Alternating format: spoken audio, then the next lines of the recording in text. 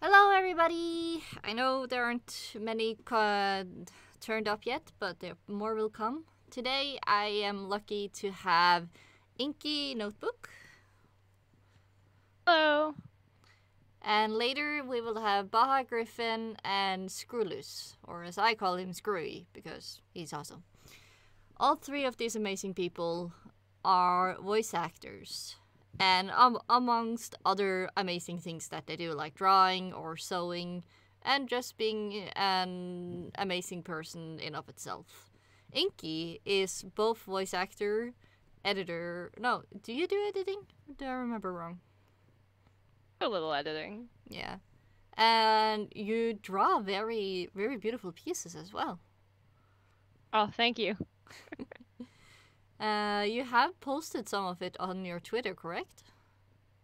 On my art Twitter, yeah. I have a separate Twitter for art stuff, so it doesn't clog up the rest of my things. Yeah, that's fair. That's the other Twitter underneath your pony picture. So if people want to go and look at that, you can copy the link and go and take a looky-loo, and then come back and tell us what you think. Talking to the people. So, Screwy and Baja are currently not able to come to the mic, but they will be here as soon as possible. So hopefully they will turn up soon. Other than that, hey, Dark Horse! Hey, welcome. Yes. I love that the text actually appear right above your head, Inky. That's kind of funny. Oh, does it? Yeah. Don't you see it? Oh, that's actually funny. I am the chat room. Yes, using your magic to show the chat. Oh, wait. I think I can do this even funnier. Give me a second. Oh, this is gonna be hilarious. I don't know if this is your correct magic color, but it's the only magic color I have. Magic. Oh yeah, give the text some magic. That'd be great. So it looks like I'm holding it. Yes. Perfect. Awesome. Welcome in, everybody. We're getting some people. Hello, we're just starting. Please take a seat, grab a drink, hang out with us. Yeah, grab your plushies. Very important. Let's show. Where are the magic boogaloo? Magic Boogaloo? Yeah, magic boogaloo. Where did the magic boogaloo go? Are you on items? Ah, yeah, there you are. Haha, I found the magic boogaloo. Do, do, do, do, do, do, do. Well, it's at least it's purple, so. Oh, that's huge. Yeah, I need to. There we go. Oh, yeah. There we go. And then Perfect. copy. I get to hold the chat room. Yeah. Perfect. Amazing. 10/10 stream content. Yeah. Ska vi se. Another. So what are we going to be talking about today? So, as you probably have guessed, since we both have the Shotgun Angels logo on our tent, and you know, the rest of the guys is also voice actors for the audiobook, we will be mostly talking about, well, My Little Pony, voice acting, and maybe something about the audiobook. Upcoming stuff and current stuff. So, while I'm trying to get this magic boogaloo to behave as it's supposed to, why don't you tell us about how you discovered My Little Pony Friendship is Magic, or how you started liking it? I don't know if that's the proper word. Yeah, that's a long story. So way back in the beginning of the fandom, in like mid 2011 or so, I was actually going through some really bad depression. Aww. And a friend of mine was like, hey, I'm going to this meetup in the city for My Little Pony. Why don't you come with me? And I was like, sure? Question mark. I had never seen the show. I didn't know what was going on. I was just like, you know what? This sounds like at least an adventure. Why not? So we went to the city, went to New York City, and we went to the BronyCon September meetup group. Meetup, and that was like the first mini convention that they had. Mm. And I got to meet a lot of people there. I got to meet a lot of artists there. I got to end up helping out, and it kind of just stuck from there, I suppose. I watched the show. I started the Traveling Pony Museum project. I Ooh. temporarily staffed for BronyCon. I did all this wild, wacky, crazy things, and here I still am. Yee. That's nice. So there was just like, as far as I understood, just like random people or your friends, just like, hey, come check this out, and you were just like, yeah, sure, and that's how you got here. Yeah, it was like, hey, I see that you're not doing so well right now. Why don't you come and hang out? It'll be fun, I promise. Yes, excellent. That's how they start, you know. Yes. Yeah. So, are you happy you did it? Are you happy you're here? Or in the pony It's fandom? been a wild ride. It's had its ups and downs. I'm definitely happy. I've met a lot of fun and interesting people I've gotten to work with, collab with, be friends with for all these years, so I think it was worth it. Yeah. There we go. Now it should properly. Yeah, and selling books I also see Dragon Horse is informing us about. And, oh, no. Something that is usually happening that Final Sight likes to do is on these streams, chill and chats, he makes sponsorships photos of my OC for every chill and chat that he is in. It's adorable. So today's sponsor is apparently Walmart? Or the owner of Walmart. So if you're seeing in the chat, I'm gonna add the photo to the chat because that's what I do. So you can see. We are now sponsored by Walmart. Walmart, yes. Now sponsored by Walmart. You're welcome. You're welcome. There you go. He's very tiny, so I don't exactly know where to put him. No, wait, is that the Walmart CEO or is that Jeff Bezos? Yeah, it's the owner, I think. The bald guy. No, I think that's Jeff Bezos, the owner of Amazon. Yeah, basically he's patting. Oh, it's the Amazon guy. Okay, my bad. Yeah, Jeff Bezos is the Amazon guy. Ah. Now sponsored by Amazon. Yeah. A to B, something branding goes here. Yes, I'm even getting pat by him. This is the proof, I promise. Oh boy. Thank you, Final Sight. I'm gonna hide in the corner now. Ska vi se. Yeah, I think what am I gonna do with you? Oh, I know. I know exactly what to do. Ta-da. I'm gonna be like a little elf. Oh. There we go. Yeah, just... Yeah. Oh boy. So, that was how you got into My Little Pony Friendship is Magic. Did you know of any of the other generations before? I vaguely was aware of some of the other generations, but I hadn't really seen much about it. I kind of feel like I grew up outside the realm of a lot of girl-oriented things. I kind of grew up around a whole bunch of dudes. So it was always like sports and video games and stuff. So as I became an adult, I started finding all of the actual girl-based things. And I think like some of the older generations of My Little Pony were more female-based. So it I guess escaped my radar for a long time. But now I know about them more, so still more of a Gen 4 person, but yeah, that's totally fair. It's gonna be sure. So this is also a question I'm curious myself. If you could have, what's it called?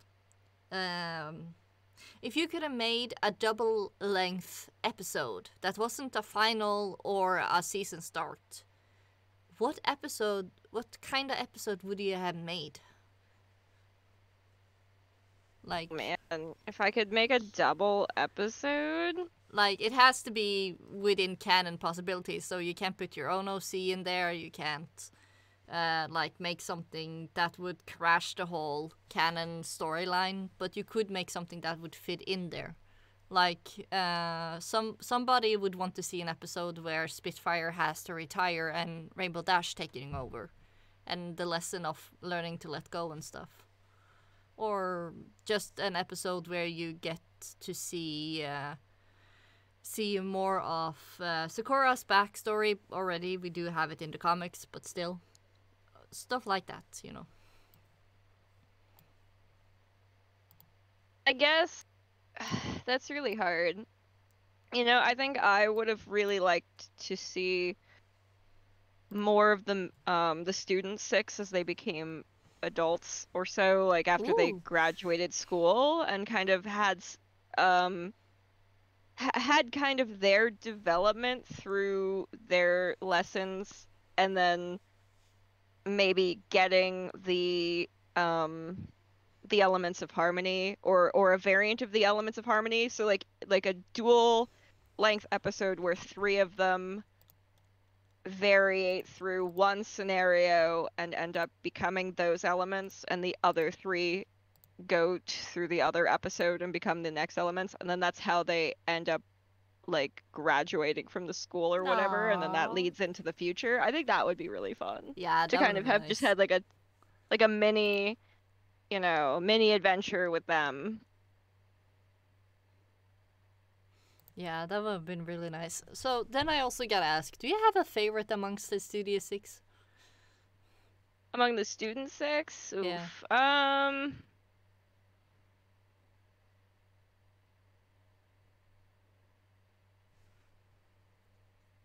think I really like Acellus.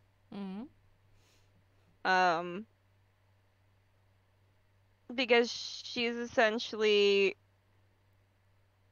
one of the first generation, it seems, to not be bound by the original hive.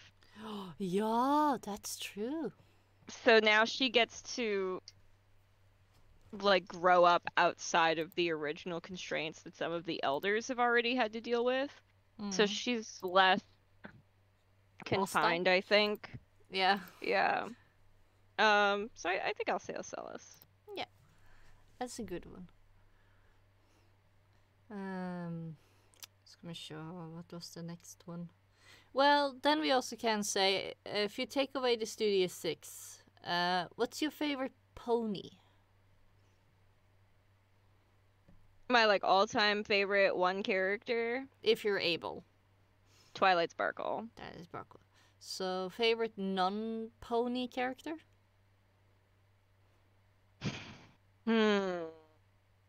Favorite non-pony character.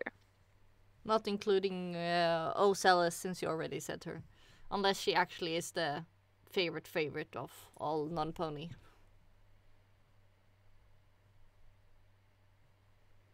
I gotta really think about it. I really like Spike, but I'm trying to like, it's been so long, now I have to like think about all the characters. That's fair. I really do like Spike because he's essentially the odd one out of the ponies. He doesn't really get to grow up being a dragon, he grows up essentially being a pony. I really like Captain Solano from the movie, the bird pirate captain. Yeah, she's awesome. I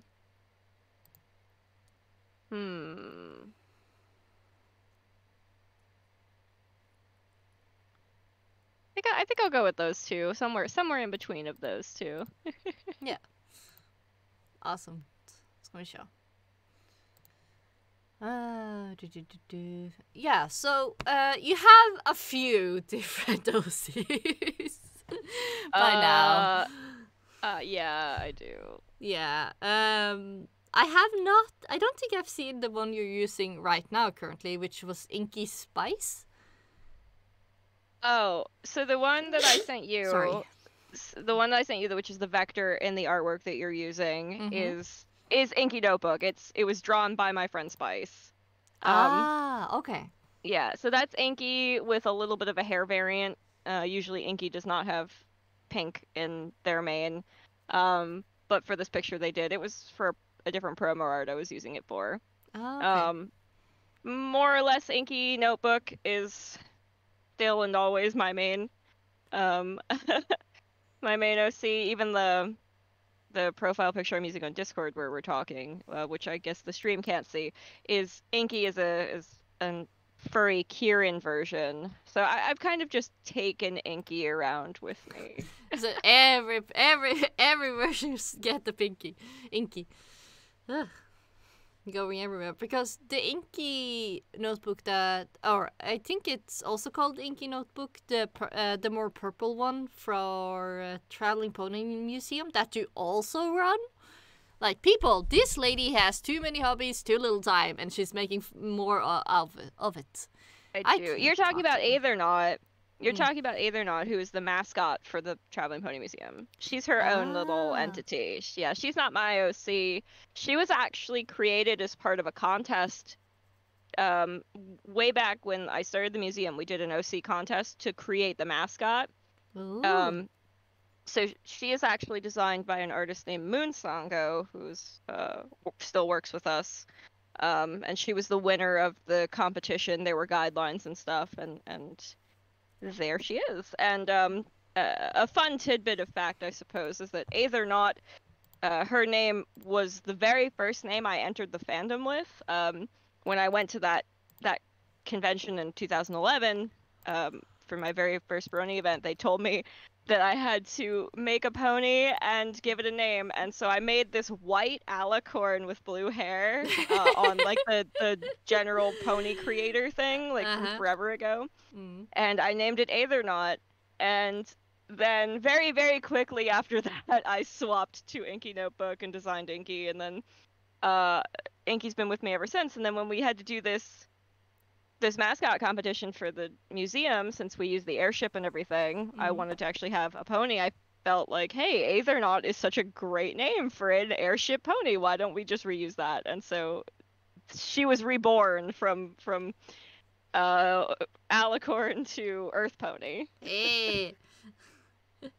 That works well. I'm sure. So, why did you choose the colors that you like? The one you're currently using. Did you choose the colors yourself, or did the artist do that? For Inky, so Inky is a dark gray. I guess at this point it's like almost like a gray blue. It's never been the correct color ever. Every color I have is different, and it's just funny. Kind of like a gray blue unicorn, with dark black to dark gray mane and tail with the pink accents. So hilariously enough, because I'm so uncreative, obviously a pony named Inky Notebook has to be ink black.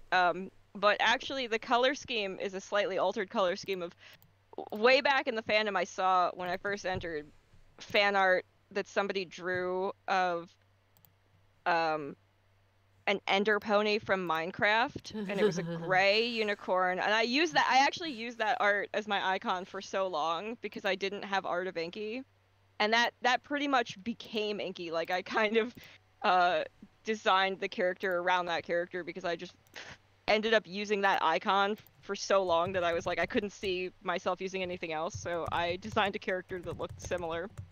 And I changed the accent colors and designed a cutie mark and stuff. So half is me being uncreative, and a half is me also being uncreative, I suppose. Well, I think you're plenty creative because you are taking a character and turning her into absolutely everything, and it's awesome. You're doing it a very good way. Yeah, Inky has been a little bit of everywhere at this point. Yeah. And that's awesome. There's not many people that do that and still make the character at least recognizable amongst the others. Normally they change them too much, so you can't recognize that that's supposed to be the same character, just another species. Well, I think also that since I've entered the fandom, a lot of people decide to update their OCs over time, and they change the designs, and a lot of them end up not even looking like what their original designs were. And Inky has been the exact same design just about since 2011. So this is like an OC that I've pretty much never touched, never changed. Unless I like do a species swap, then I have to kind of, you know, finagle the design a little bit to make it interesting and make it work. But otherwise, Inky is an original 2011 OC with 0 changes. Awesome. Thank you, My Little Pony, for following the butterflies. Thank you. So yeah, let me see. Well, you are a pretty well-known voice actor by now. So here's the question many people might wonder: how did you start doing voice acting? What made you start?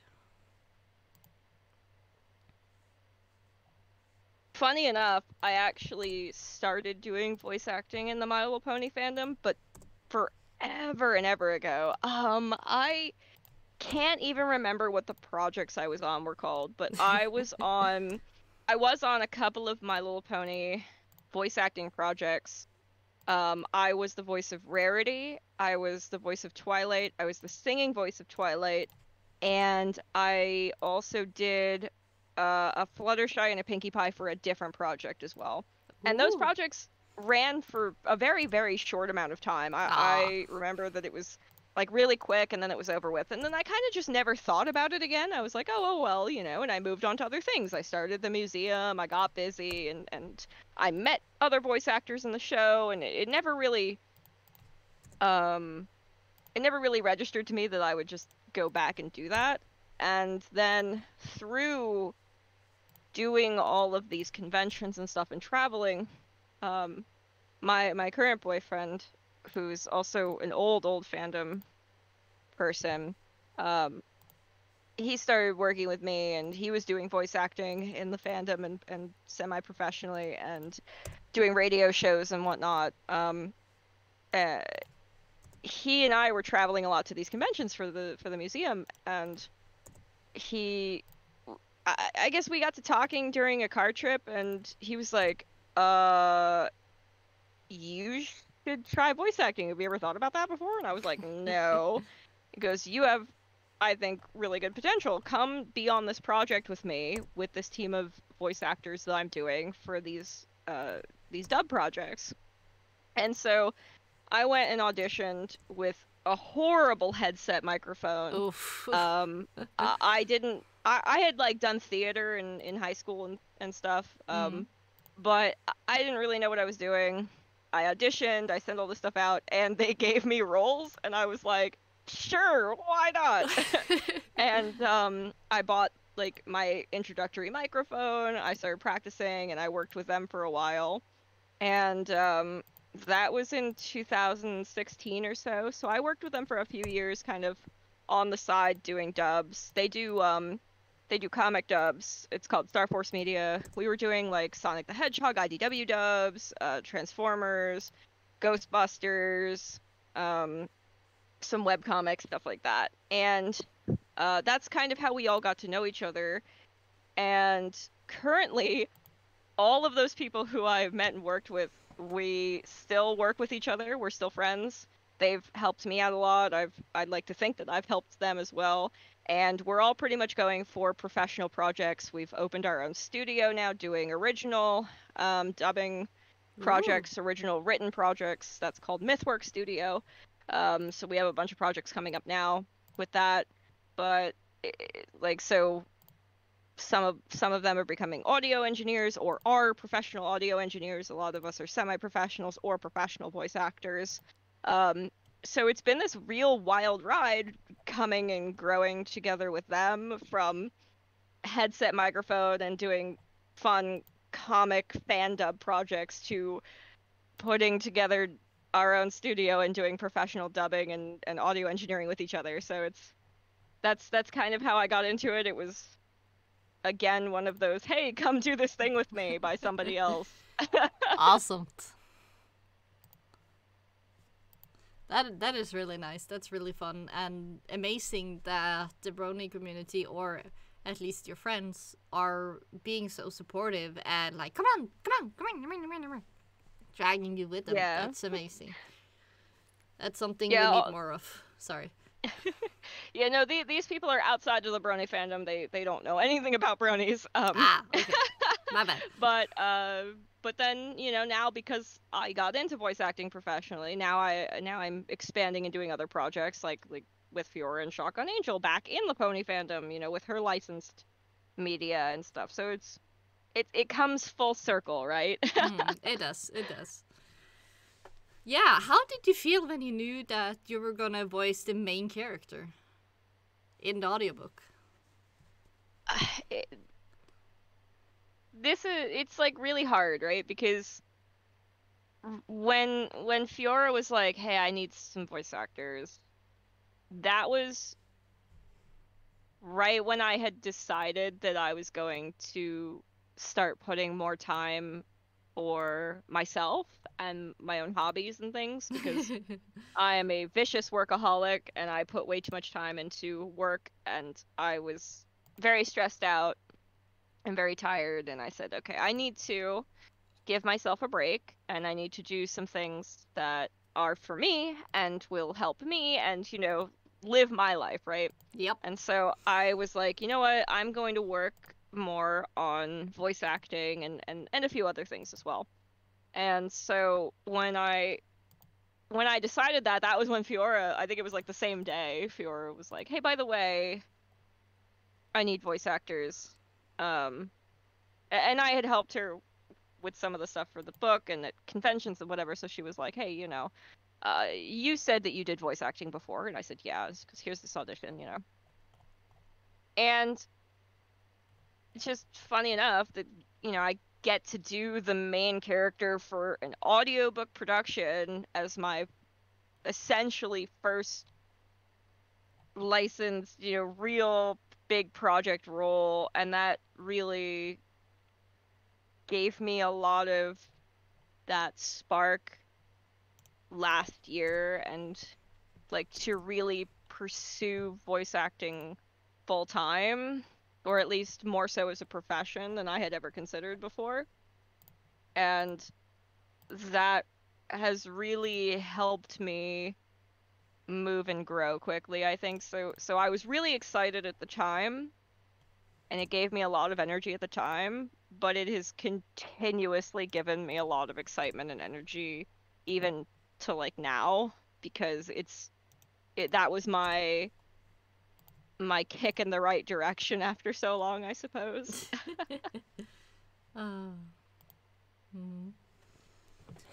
So, if you could go back to before all of the voice acting stuff happened, you would still do it? Or I think it depends. I think it depends, because actually before I had considered doing the voice acting stuff, I was actually working a lot through 2020 on my artwork. I grew up doing a lot of art. I was in art clubs. I did art competitions. It was wild. Cool. But then when I started the museum, I stopped drawing and I stopped creating, and that always kind of bothered me and always wore on me. And I would try, and then I, I don't know, and rinse and repeat. And I finally, through 2020 again, from that same kind of, I wanted to do stuff for myself and whatever, I started working on art, and then I ended up doing a bunch of commissions for people during quarantine, and project work, and stuff that Fiora needed, and I was really ramping up on that. And then the voice acting stuff kicked in, and I went, oh, I have no time. So I kind of pushed art back on the back burner a bit, unfortunately. But in the grand scheme of things, voice acting is taking off for me. I'm working really hard on that. I have a lot of passion for it. I have a lot of great people I've been working with, so I think it's a fair trade-off, you know, and I'm not gonna give up on art. I just am now focused on voice acting full time. Yeah.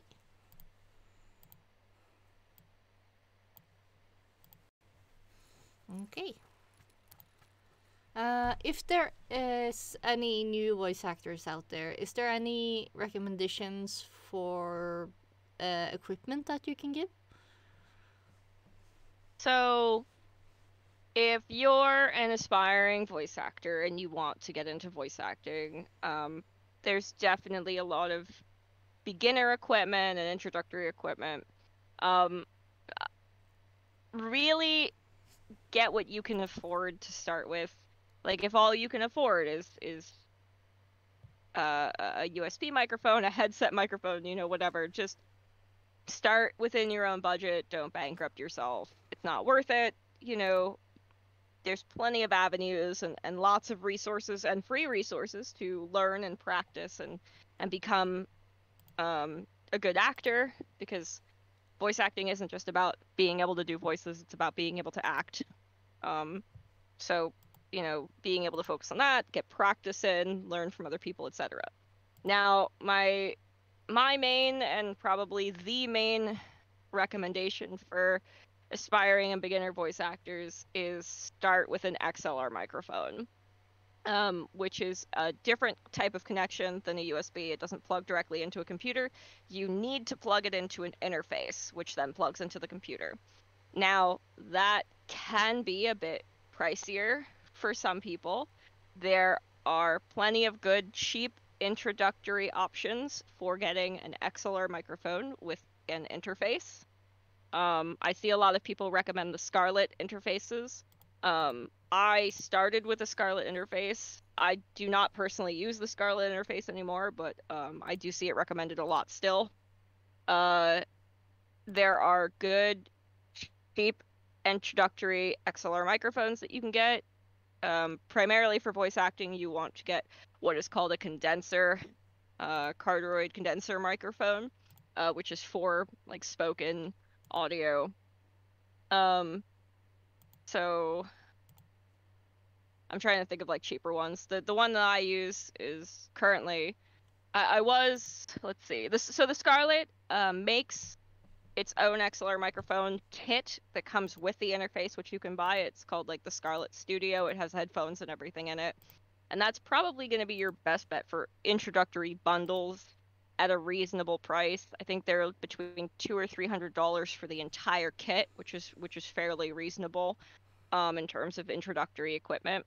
Because then you get everything, it comes all together.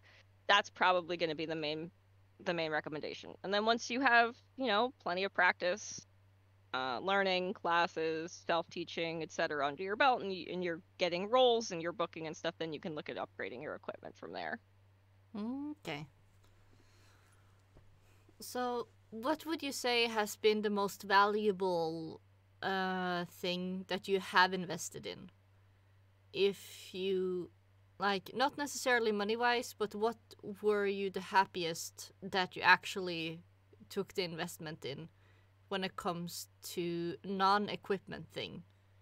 Like, did you value taking voice acting classes or singing classes, or did you go to some public speakers, just listening to them, or like maybe some work exercise? Don't drink or eat this before recording. Is there any of those you really value that you have learned so far? Definitely a lot in all of what you said that I have learned. I think, of course, the absolute number one is going to be you need to love water more than Michael Phelps. You better be drinking a ton of water all the time, because mouth noise is the absolute worst thing to anyone in recording. Okay. You could think that you're doing great, and mouth noise. Just mouth noise. It's horrible. You can't edit it out. You have to redo it. Water. Drink water. Water, water, water, water, water. Now, most people say don't drink caffeine before a session or whatever. Your mileage may vary. I love drinking coffee while I work. I That's am coffee addicted, so that's me. yeah. But plenty of water. Yeah. But I think the number one thing that I invested in, so to speak, that benefited me the most was that I practiced a lot. I sent out an absolute boatload of auditions. I worked on doing those like all the time. But what I think for me ended up becoming beneficial from it was that when I started, I had zero self-confidence, and I still have self-confidence issues, don't get me wrong, we all do. Every Yep. voice actor, no one's confident in what they send out. Nope. But I had like some real severe confidence issues, and I would record dozens and dozens of takes to submit this one thing. Like I've recorded for like 12 hours to send a single audition because I was just so miserable in my own head about how I felt as an actor for that audition, but I didn't want to give up on it. And that's not great. It's not great. And I ended up doing that to myself a couple of times. I was like, I can't keep doing this if I want to become a professional, right? So I just continued to practice. I continued to build my confidence. I continued to try to limit myself. I have to go, okay, I can only do 3 to 5 takes, and then I have to pick one and send it. I can't sit here for X hours and doing this. I have to build this confidence. I have to just send something out there. And I sent like hundreds and hundreds of auditions, and I got lots of feedback from people, from friends, from, the submissions themselves. Yeah, that's the thing. When you don't get a Yeah. role, or even if you get the role, is it okay if I ask for feedback, like what was good, what was bad, what can I do better? That will help you immensely to grow as an actor or a voice actor. Doesn't matter which one. I think that does depend. I'll just include a clause here. Asking for feedback, sure. But be prepared to understand that most casting directors and project directors will not give you feedback. They don't have the time to give you feedback.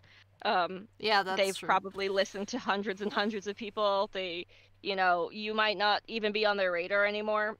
The best thing that you can do is go to outlets specifically where you can request feedback. Like there are voice acting Discord servers that have feedback areas where you can post something and get feedback from other voice actors, or on Twitter, or through other means. There will be some instances where casting directors will be nice enough to give you feedback. But personally, I don't ask for feedback unless directly from a project I'm working on, that I've either previously received feedback from, or people who I know very well, or feel comfortable with asking. Otherwise, I do personally go to friends, other voice acting friends who I've known for a long time, or to these public submission places to ask for feedback. Getting the feedback is great, don't get me wrong. You definitely want to get feedback. You want to hear what you can improve on. Don't take criticisms negatively. Like, yes, they are a criticism, but there's something that you can learn from. And professional voice actors, are also still going to ask for criticisms from their mentors, from their coaches, and grow and build on it. So don't consider it a bad thing if you get criticism. And like, you should always be looking to be able to grow as well. So like, if you don't get a role, right? If you don't get cast for a role, it's not necessarily a reflection on yourself. I think a lot of voice actors, especially newbie voice actors, myself included, if you audition for a role and you feel so great about the audition that you did, and then you didn't get cast, it hurts. It does. And you can end up feeling really bad about it. But at the end of the day, you could still have the best audition in the world. You could be the most professional job booking voice actor in the world and not get a role.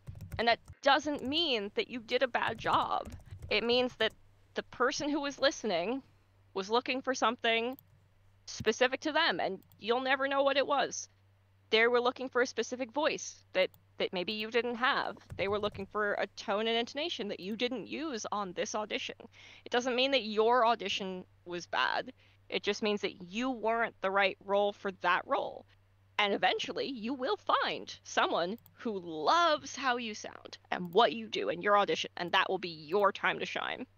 So don't take it personally. Just, use it as an opportunity. You practiced, you sent your audition, and you feel that you did a great job. Great. Now on to the next one. You're totally going to kill it. Do the next one. Be amazing. Move on. Next one. And then soon you'll get those roles. You'll start finding them. Very well said, Inky. Thank you for the input. That is very true. This is something more to add to that I remember. Who's the voice actor for Starlight Glimmer again? I never remember her name. Kelly Sheridan? Yes. The first GalaCon first con ever I was on was GalaCon 2018. And she talked about voice acting in of itself on a panel where she said she had done all the numbers from when she started to where she was that day, that she had gotten accepted to maybe around 20% of all the auditions she had ever done. So it is normal to get more rejections than acceptance. And that's something you need to brace yourself for if you want to do this kind of work, because just like Inky said, it's not always that you didn't fit. It was more that, or you weren't good enough. It's more that they needed a specific voice, and sadly, your voice was not the one that fitted for that specific character, but you can fit perfectly for another one. Yeah, and even what Kelly Sheridan was saying, with 20% is on the high end, and that's definitely because she's in the professional circuit. She's SAG actress. She's unionized, as far as I'm aware. I think the general average for non-union semi-pro to professional VAs is like a 10% booking rate. If you're booking 10% of the gigs based on the auditions you're doing. So if you send out 100 auditions and you get 10 roles, then you're doing great.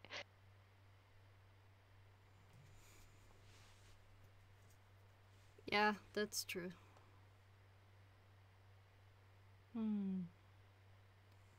What's one more thing?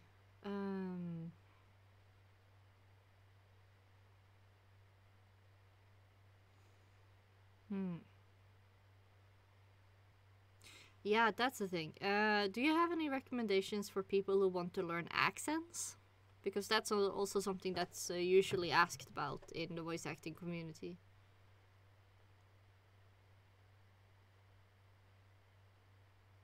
I think I think a lot of people who come into voice acting immediately only think of voice acting as the voices and the accents that you can do. And again, it really comes down to primarily being able to act generally in your own natural voice. Of course. My general recommendation, of course, will always be learn how to voice act and act with your own natural voice first before trying to do other things. Now, that's not to say, explore and try and formulate accents. It's great to be able to take accents you've already heard and mimic them, like you're trying to mimic a character that already exists on TV or video games or whatever, right? But the better thing that you can do as well over time is develop things, like develop unique accents and unique characters to yourself that you can pitch and kind of own.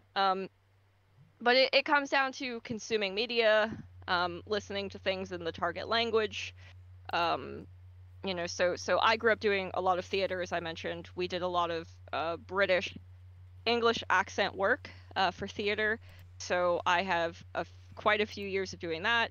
I had friends that were from England. I listened to English and British TV shows and media for a long time. Um, I have family from all around the world. One of my uncles is Egyptian. I have an accent based on, growing up around him and listening to him talk. That's kind of unique. Expose yourself to the accent that you want to learn, mimic it. It's at the end of the day, when you first start out at anything, you're gonna be bad at it, and it's going to be hard, and maybe you feel discouraged. But the And the longer worst, that you and the do it, worst is when you have to listen to yourself.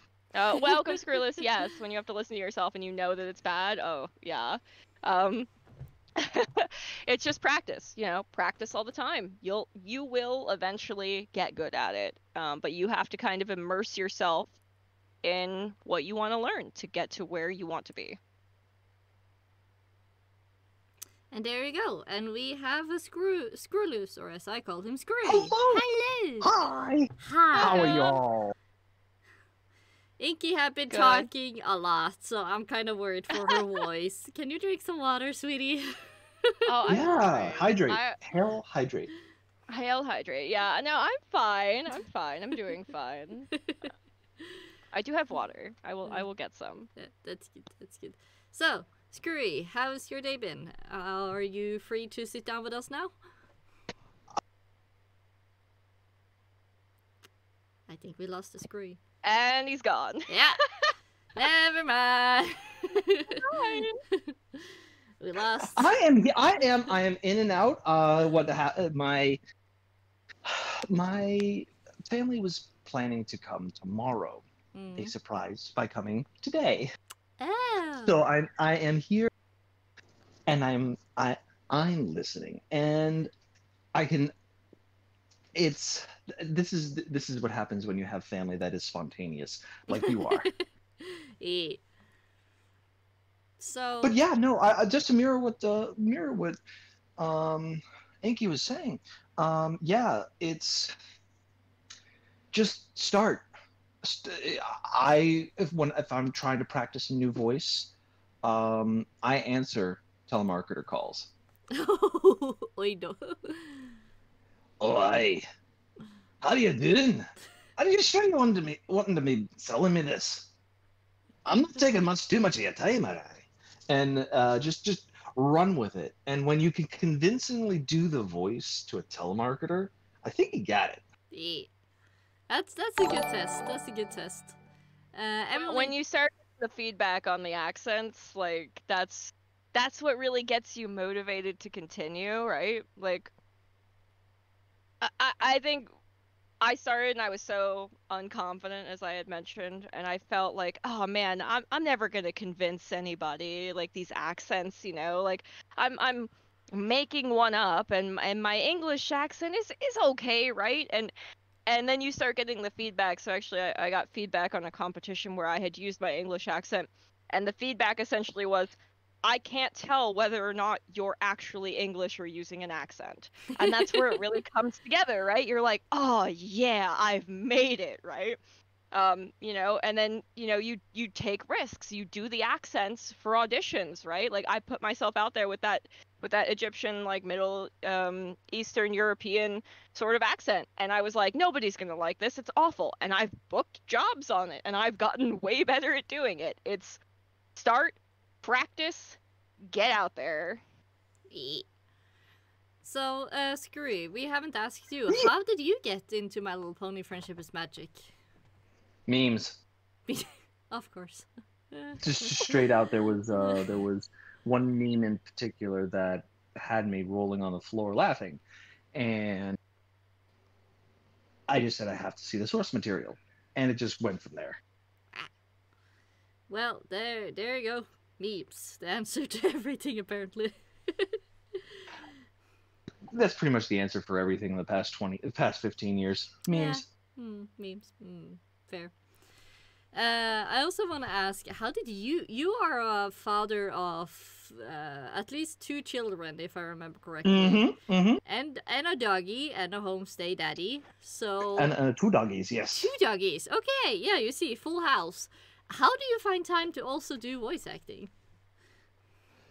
I have to wait till they're asleep, to be honest. That's fair. That's fair. From 8 o'clock until I go to sleep. That's when I can do the me things. Hmm. Is that something you also think that other stay-home dads or moms can do if they want to? It boils down to when can you have the house be quiet. Yeah, that's true.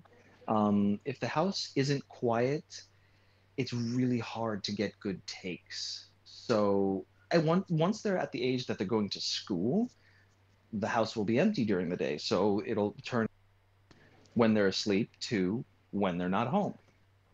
And I'll be able to do more things during the day. Mm. In addition to keeping the house clean, keeping the food, keeping everybody fed, keeping the laundry done, all that kind of stuff. Yeah. So you're. I do want to add on to what you said because I totally blanked out on it. Because Chris, you were asking about microphones and equipment. Oh, yeah. The number one best thing that you can do is get yourself a sound treated space, whether that is a closet where you have blankets and pillows in it. You build something out of PVC piping really cheap. You go super huge as a professional and you get the pro ones.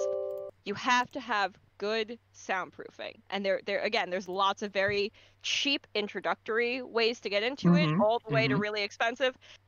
No matter what microphone you buy, if you spend $1,000 on a microphone and you have a really horrible space where it's not sound treated, you will never be able to fix that without sound treating, and you will not book jobs. It's not worth your better investment, no matter what.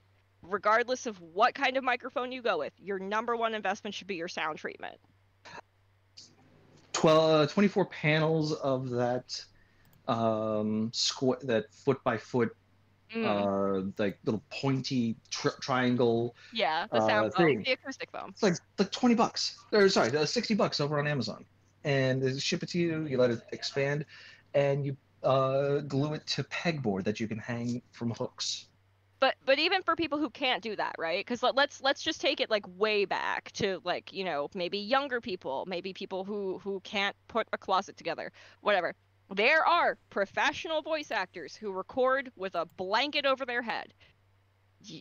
Not saying that that's what you should be doing forever, but make sure you research and consider your sound treatments, and you can do it really cheap with stuff that's probably already in your house to get started. But yes, also those sound foam acoustic panels on Amazon you can buy pretty cheap for the small ones. Yeah.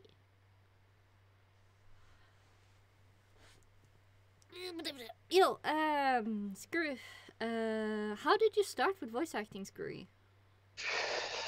Well, I literally just said to myself, this, and I started with a blue Yeti, and then realized, wow, the sound on this is garbage. Ooh, hey, please.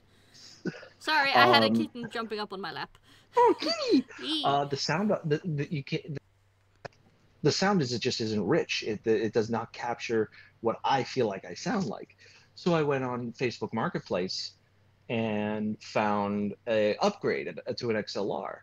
And from there, I went to it was a Blue Spark on a Focusrite 2i2, and I'm still on a Focusrite 2i2. But I went over to a pawn shop, found a used microphone for what is it, Audio Technica 4040 for super cheap because somebody was getting out of it. And now in doing voicing, people say, get training, get training, get training. I never got training. I was a med student before after 2 years I left, but I have I have some professional training, but that's a more recent thing. I started out by just doing it, recording it, and just made my own demo. And I look back at it, and it's like, whew, lot of mistakes. But but what my coach is saying, there's two ways of thinking it. You can start the way I did and just do it, or you just wait and wait and wait and wait, and maybe sometimes you'll never feel like you're ready enough for a demo. And the trick with just getting your demo, doing something for yourself, you'll always find somebody in that level of market. Be right back. Then you do that. He's busy being a home dad. What about, maybe this is a bit personal question, but Inky, how do you, if or when, I don't know how, if or when children comes into the picture, will you take a break from voice acting, or will you try to do both when the child is able to be asleep for a couple of hours and you have time for yourself? So me personally, I probably will not have children, for X, Y, and Z reason. Yeah, that's fair. However, should kids come into the picture, I don't think children personally, like me, in my own opinions, I don't think children personally should mean the end of the things that you yourself want to do. I feel No, that's personally, why I again, said just a yeah. break, not stop, Yeah. just a break. Yeah. I think some people though, like even with just bringing up this question, right? Like I think some people think or might have the opinion that if you have kids, then kids are now your 100% of your life, right? Oh, Like no.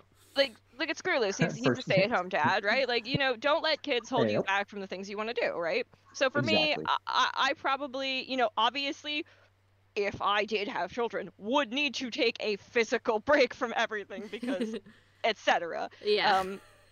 I would probably continue, of course, as I would continue the rest of whatever was going on in my life. But personally, that's not in my cards at this time. So I don't have to think about that, I guess. Yeah, can you guys keep talking for a little bit? I see my cat has a very big tick on him, and I need to take that away right away. Be right back. Sure, yeah, no worries. Thank you. Now you mentioned the break. You mentioned the break. Mhm. We're actually in a project with someone who is having that exact thing. They just had a kid, and they took a month off, and they're right back into it. Now there are considerations you have to. It's all timing and everything. If you have a good, if you have, as you can hear, children in the background. It's all about scheduling. It's all about planning ahead, planning when you can record, when you can squeeze in that audition, and then when you get the script, and when you get cast, or and when you get the call, you just set aside that time, do it. Don't let don't sorry, to quote Shia LaBeouf, don't let your dreams be dreams. Yeah. Don't let your dreams just be dreams. Do it. Just do it. Yeah. I think, but in terms of that too, right? Like, sure, I don't have kids now, but I juggle, as Chris and I were talking about it earlier, an absolute boatload of things that I do. I run a business. I manage a couple of other businesses. I do my own personal things, like try to exercise and garden and cooking and whatever. I do voice acting nearly full time. I help out part time freelancing at other jobs. Like, the amount of things that I do is insane. And at the end of the day, if there's something that you really want to do, you will find the time to schedule the time to do the thing. Don't let your dreams just be dreams.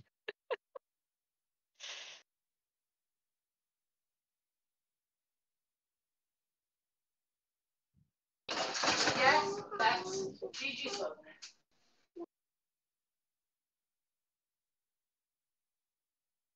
Sorry. To add on also what you were talking about too, Screw Loose, too, like you jumped in with like no training or anything. I mean, that's kind of how I jumped in too. I had a horrible headset microphone. I did projects for fun with friends who were like, "Come do this. I think you'd be good at it." And then I just did it a whole bunch, and now I'm taking professional level classes. Now I'm getting coaching and mentorships and whatever. But this is after quite a few years of doing it. So you don't necessarily have to start spending a ton of money to get into this profession. It's all about doing it and starting and like just starting and doing it, putting yourself out there and practicing. Exactly.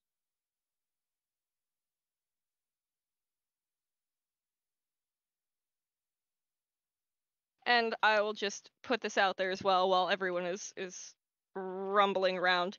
If anyone who is watching has any questions about voiceover or what have you that Screw Loose or I could answer, please feel free to drop the question in the chat room, because I am looking at the chat room. So I will see it and I will read it, or have Chris read it when she comes back, and we will do that. So yes, please put all voice acting related questions in the chat, or I suppose any other questions. Hey, you know what? Ask us anything. That's on the table too. Why not? We'll make it fun. Interactive stream.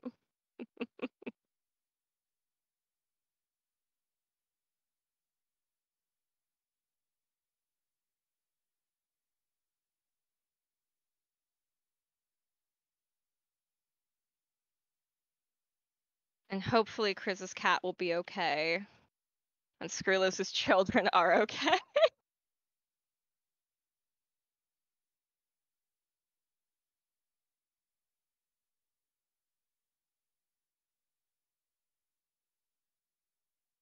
And to add on as well to what Screw Loose was saying, that he was using a Focusrite 2i2. Focusrite is the Scarlet brand that I was mentioning earlier for the like Scarlet studio setup. It's one of their upper level interfaces. It's like this Scarlet Studio, the Scarlet 2i2.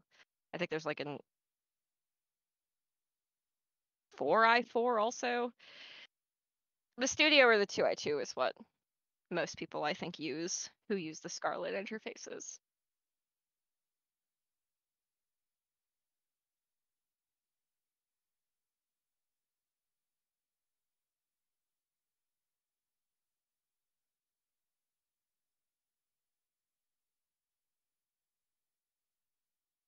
Screw Loose, are you still there with me?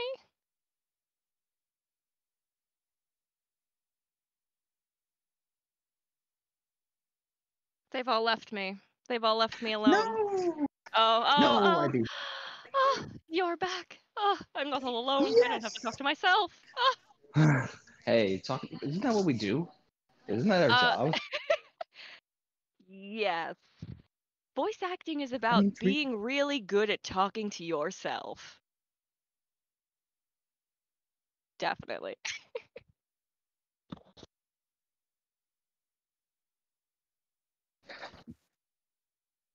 You cut out on me again there, Screw Loose. Okay, I'm back. Yes, I know. Hey. Oh, welcome back! Yeah. Thank you, said. It seems that he had 7 ticks, not just 1. So I had to take all of them. Oh no. Yeah. I hope your cat's okay. Yeah, Oh, no. it's actually the stray cat that decided to live in my house, so I'm not surprised he has ticks. Oh. Yeah. Oh. I live on a farm, so, sometimes cats wander about and some of them choose to stay. But this one actually chose to stay in my house. And he's the one who jumps up on my lap for pets and stuff. So I'm just like, I know you are stray because I saw you as a baby kitten with your mom. So I know nobody has adopted you and you're not from a house. Why are you acting like a house cat? I love you, but why?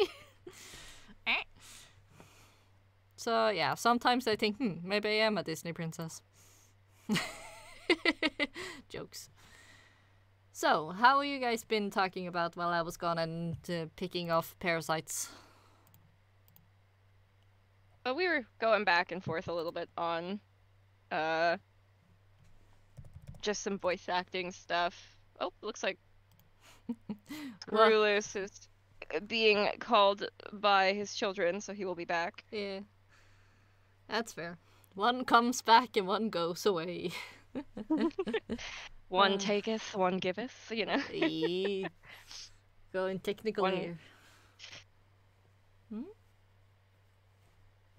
What did you say?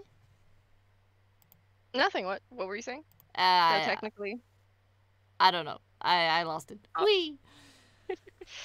There you go. So, let's see. What would be your dream job? Generally or in voice acting? Both. I'm gonna say the super cliche answer and say a lead role in anime, and Ooh. I know that that's what everyone says. Everyone in the VO world is like, I want to voice act in anime. But I really do want to voice act in anime, not for any fame reasons, not for any clout reasons or whatever. I grew up watching anime. It's pretty much the only thing I watch, even now as an adult. I don't watch regular TV or anything Nah. very much. Yeah, I'm very disconnected from TV. But I consume a lot of anime, and anime has always really inspired a lot of things in my life. It's helped me through a lot of really dark times. It's helped me gain motivations to do things. It's helped me learn new skills. It's helped me practice a language because I went to school and studied my major is in Japanese. So I kind of just gravitated towards anime and was there. And because anime really inspired me in so many ways in my own life, and like the voice actors bringing the life to these characters to tell these stories, with their emotional range, like, because it's one thing if you watch a show and it's all just spoken very blandly, and it's another thing to get you really fired up with the voice acting, to have a character yelling, being excited about something, crying, what have you, that I want to be that inspiration as a voice. Whether or not my name is known, I just want to be that inspiration to somebody else in the same way that I myself was inspired by anime. That's awesome. That's awesome. Inspiring the future is something very admirable. So thank you for sharing. So, if you take away the voice acting dream job, do you have any other that would be a dream job for you? Retirement. Yeah, fair. Fair. I want to live on a farm in the middle of nowhere and be a little witch with my little cottage, grow my own food, and be retired. Yeah, just like, leave me alone. Okay. Yeah. Just to really quick, Yeah. agree. The one thing I want to do, there's two goals I have. Voice in a Disney movie. Ooh. Voice in children's programming. Aww. Those are my two goals in life. Mm. In respect to voice acting. Of course.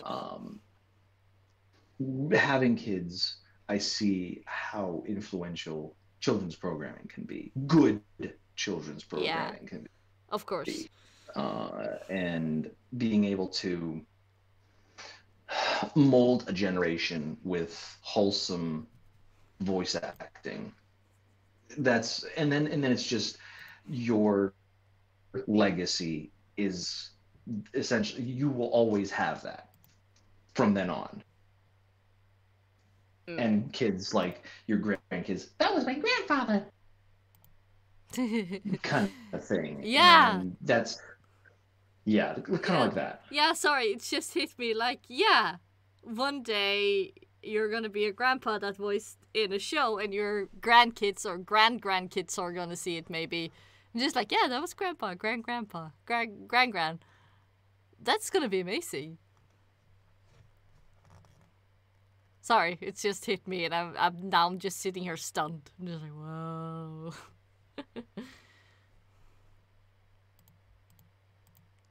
Scree?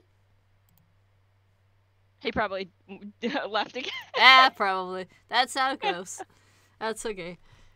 But yeah, that's something I didn't consider. Huh. It's like you guys are both of you are in America, if I remember correctly. Yes. Yeah. So for me, in Norway, there is a very odd, very small need of voice actors. So it's both harder and easier at the same time because there are less people, but at the same time they are a lot more pickier about who they choose. So it's an odd in between. Oh, poor Screwy. Just sending like a sad crying face in the chat. Oh. So how do you guys, like, if you have to be self-employment, as they say, how do you guys handle, like, you have to do all the taxes and document everything, like, how, do you have any advice for people doing that, at least for American laws and stuff? My first piece of advice is good luck. Second of all, so I've been doing self-employment stuff for essentially the last 10 years for the Traveling Pony Museum project in the Brony fandom. Self-employment, not gonna lie, sucks. It's highly taxed. You pretty much struggle to pay yourself. It's complicated. The American tax system is not easy to understand. Everything is on fire. That being said, and fire is on fire. Yeah, there are plenty of resources to learn the basics. There's plenty of people you can hire, like a professional CPA who will help you and walk you through everything that you need to know and be able to file your taxes for you and make sure you don't mess up everything. So for kind of a quick TLDR summary, right? So let's say, because I sell on Etsy, let's say I was only selling on Etsy, which is not true for me, but let's say it. Etsy themselves, as a shop platform for merchandising that I'm giving out, gives me a tax form at the end of the year that then I, can fill out on my tax form. Now, any income that I make, income is essentially profit on your merchandise. So your total amount of sales subtracted, your total amount of sales minus out any expenses, the cost to make your item, the cost of any good, shipping, etc., that falls into a category that you can write off your taxes. Then you are left with your smaller number, which is your income.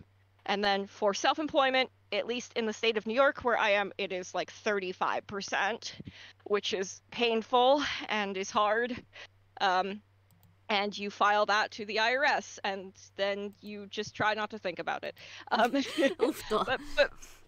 for pretty much anything self-employment wise, so let's say voice acting, I can send invoices through programs or like PayPal, and when I get paid, the best thing that you can do is take immediately 30% and put it into a separate account for taxes, and you never think about it and it doesn't exist. Yep. And then if from there, whatever's left, me personally, I take a portion of all of my voice acting income and I put it into another pool for improvements. So like things like classes I want to take or new microphone upgrades and stuff like that. So, it's about balancing your budget and stuff. I am by no means a tax expert.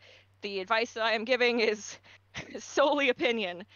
Please do not use what I said to completely fill out your taxes, because it's definitely not, this is my disclaimer, it's definitely not the full information that you need. Please talk to a tax expert for all of your tax needs. Yeah, there are plenty of free and easy to understand resources out there, and if not, there are plenty of cheap, affordable CPA tax experts who you can hire.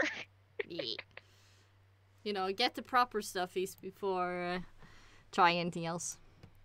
And that is on top of assuming that you are getting paid for voice acting work. As a disclaimer, a lot of voice acting work is unpaid or minimally paid. And by minimally, I'm talking like $5, $10, $20 a roll, or by project. When you are starting out, you are not going to be making money. It's going to be very hard. Most people who make money in this profession are union, and to get in the union is exceptionally hard and very by chance. Didn't you get into even union? if you work hard? No, it's You... I probably will look into it, and I have been looking into it rather, and I would like to join, but there's a lot of requirements for the union. It takes a long time unless you are exceptionally lucky. it's hard. Don't expect to come in here and make $1 million on your first week. It's hard work. It's a lot of grind.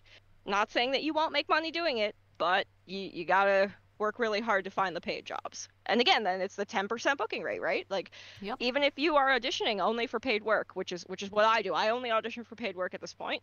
The 10% that you book might not be the #1 paid job on your list. You probably got the mid or the low range job. So it's hard. It's a tough field to be in, but it can be worth it, especially if that's something you want to do. Also, like Screw is mentioning in the chat, that the Fiverr website is an option, and that's something that is highly recommended, getting your own domain to put like out your demos. And wow, we're getting rated! Ah, thank you! Welcome. The Fiverr website, a lot of professional voice actors completely disagree with the Fiverr website, because it essentially encourages a shift towards insanely cheap work and kind of has been pseudo ruining the demographic of paid jobs on the field, because now people expect that they can get work for really cheap, and it has become kind of a point of contention. Most people who say that they're doing voice acting, or if you want to get into voicing and stuff, completely discourage you from doing things like Fiverr, just as kind of an addendum. Whether or not you want to do that is still up to you. That's just what I have heard in the professional scheme of things.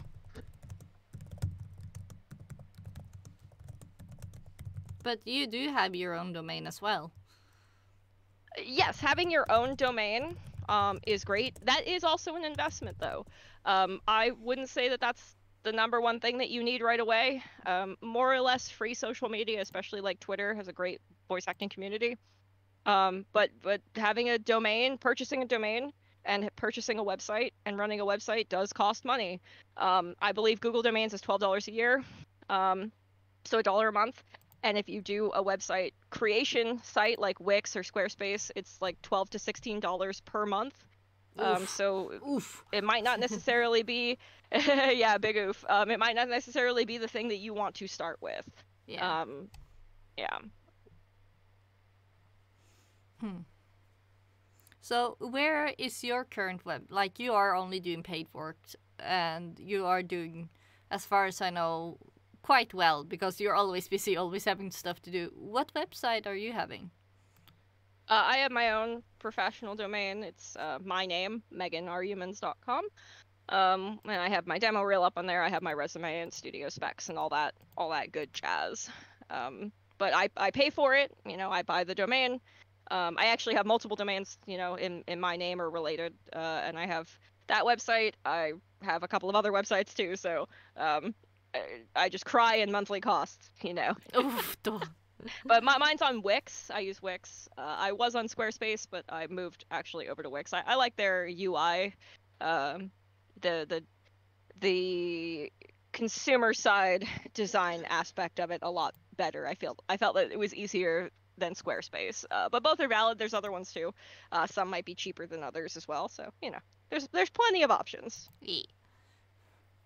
Ska vi se. What else that we haven't already talked about would you guys recommend to have or to get later when it comes to the voice acting stuff? Like business cards, or should you like hire a professional to help you make a demo?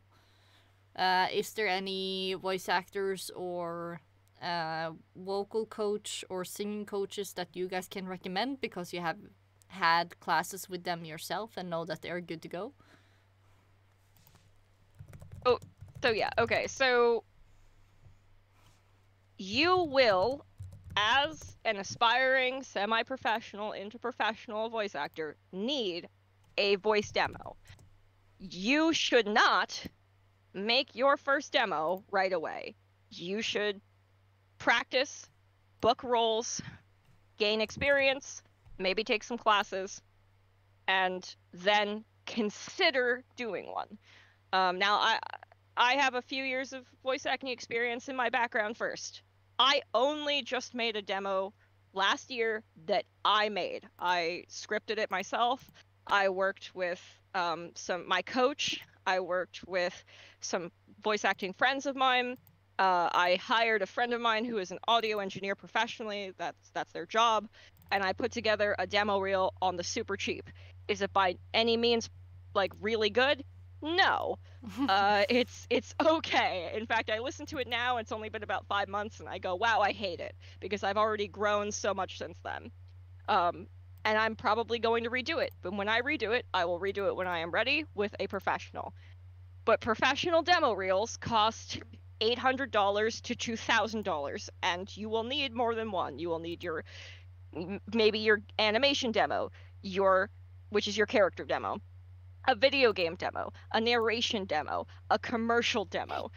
You don't want to be making these until you are ready, and more or less you want to consult professionals, and more or less when you are fully ready to make a professional level demo, you will need to make the investment in professional tier demos, working with professional writers, professional directors who will help you work with you on the thing, and professional audio engineer studios. But you, as an aspiring starter voice actor, do not need to worry about that whatsoever. Just start practicing, get experience, have fun. In terms of like coaches and stuff that you can work with based on experience, I'm sure that I could recommend people that I've worked with and stuff, but I think that to some degree that might be a bit unfair. To explain that, every teacher is going to teach differently.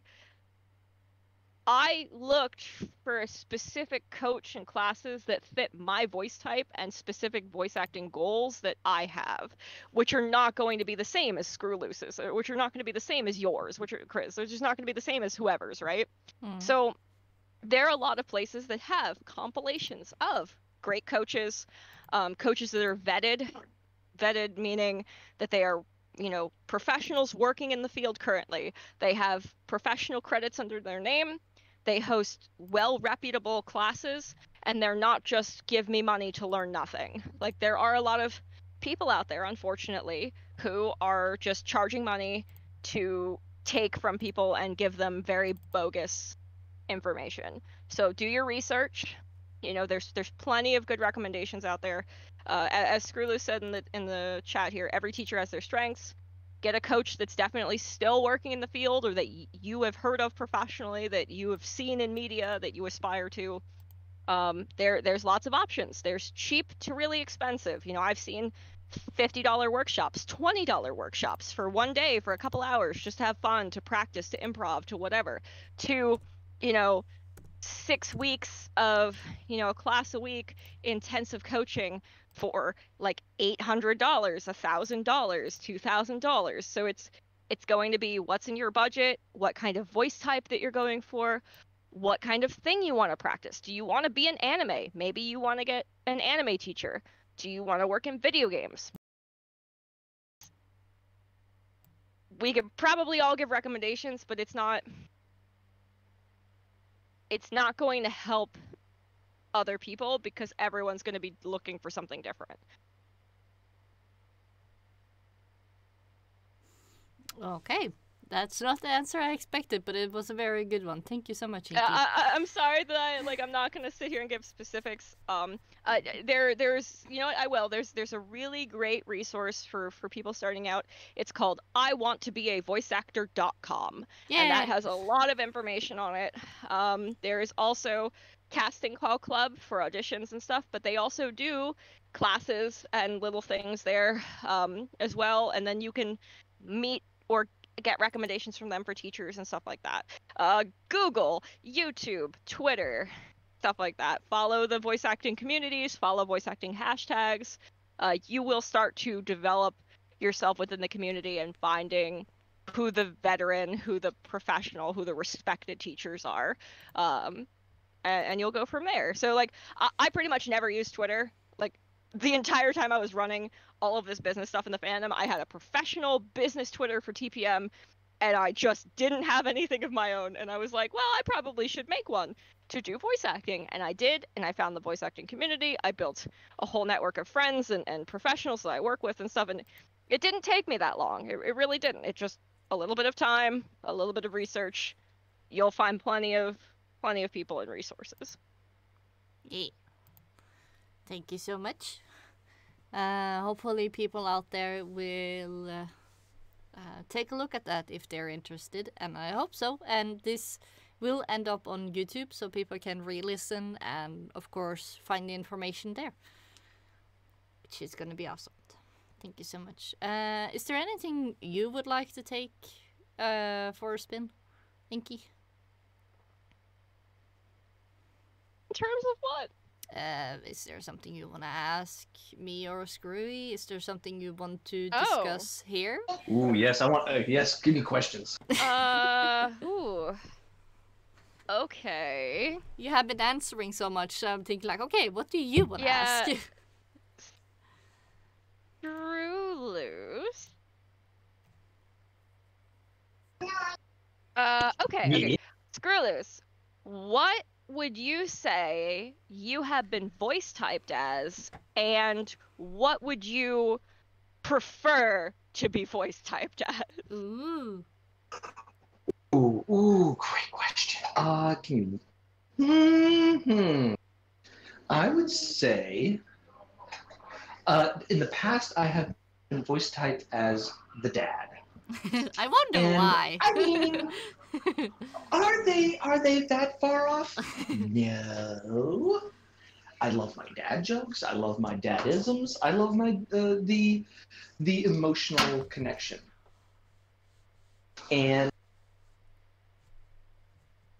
I would say, and the responsibility of being dad in a production is important, because you have to be able to, because there's the connection that so many people have with their own parents, and if you can help create that connection, it furthers the project itself.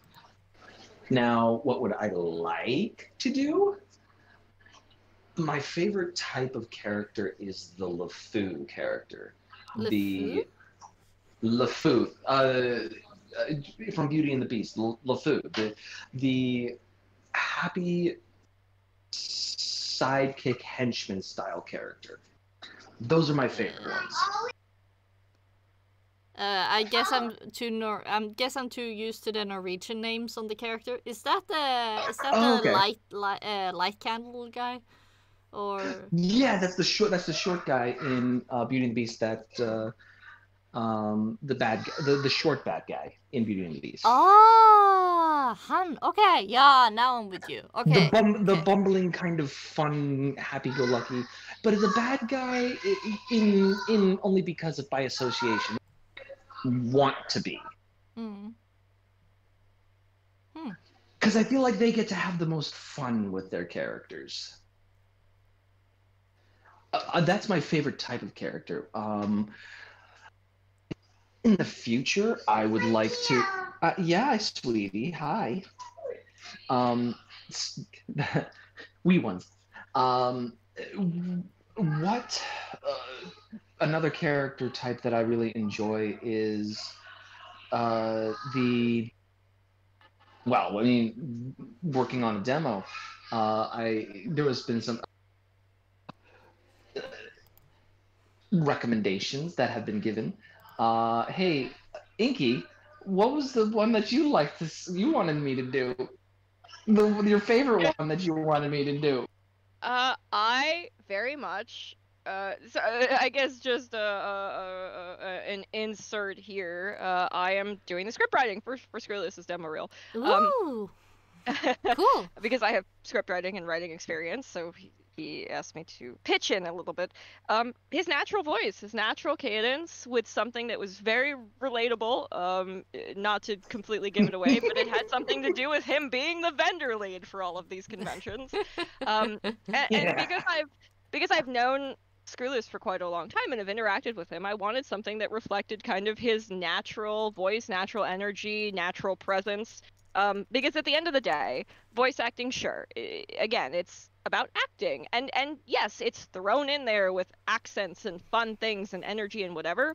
But if you can't advertise yourself on your own natural voice, like that will restrict you a lot. And being able to use your own natural voice for in a variety of different ways is really the best. So we are focusing on a very fun, very relatable, vendor-themed natural voice of Screw Loose's despair.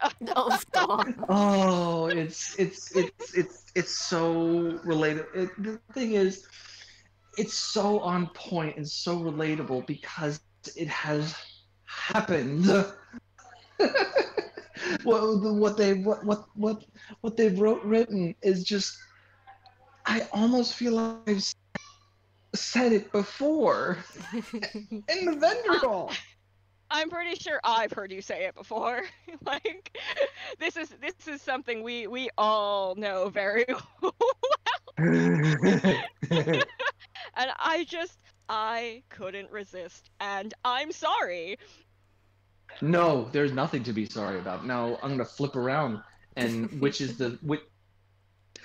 character type that you have been, and which is the character type you would like to be cast for. Dun, So- dun, dun, dun, dun, dun. Dun dun dun. So I knew you were Throw gonna down the flip around. reverse card. I knew you were gonna do it, so I was already thinking about it. So funny. Okay, so I get voice typed for two different things actually.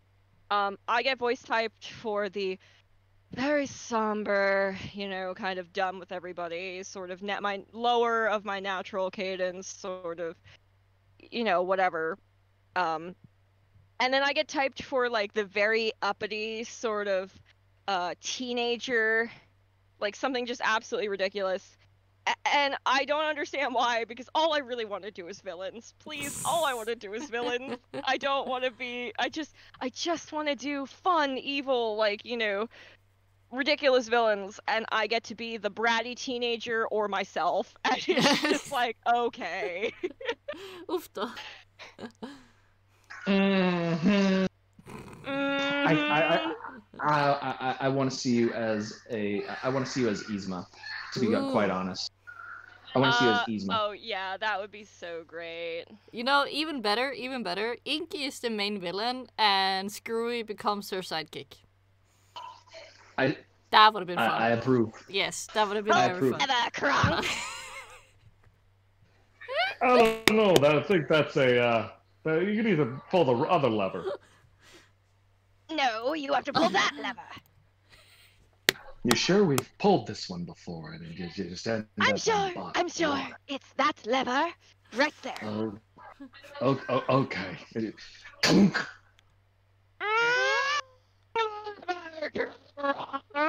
Okay, my microphone's definitely not going to pick that up. Also, No. I don't actually know what the real lines are, so I'm sorry. I'm ruining. No. it's good. You guys made it even better. Thank you so much. I'm ruining it. This is called improv. Yeah. Kids. That is another very important thing. Is improv? Is being Yes. improvisational? Yes.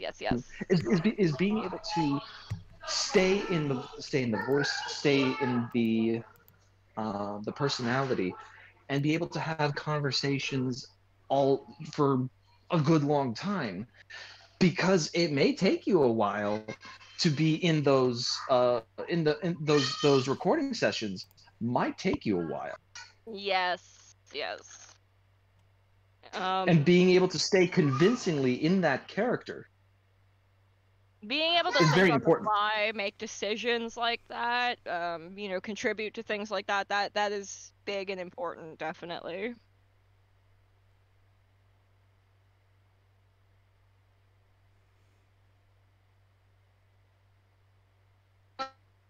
Sorry. Be right here. Never Oh, adore. children are wonderful. Yes.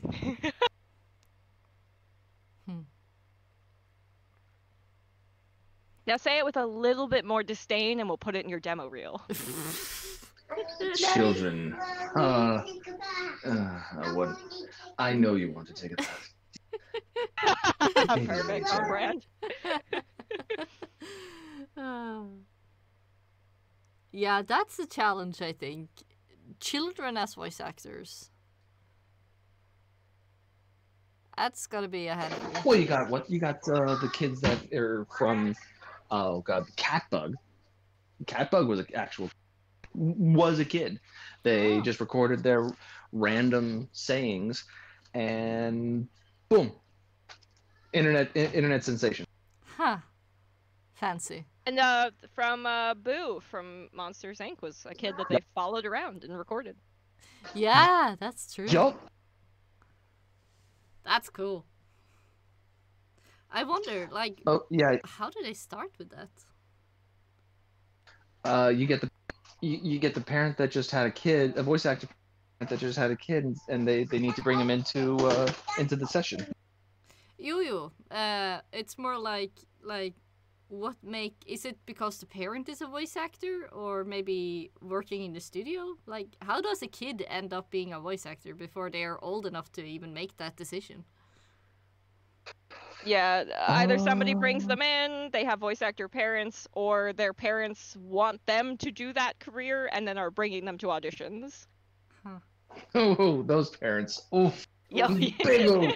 Yeah, that's a big oof though.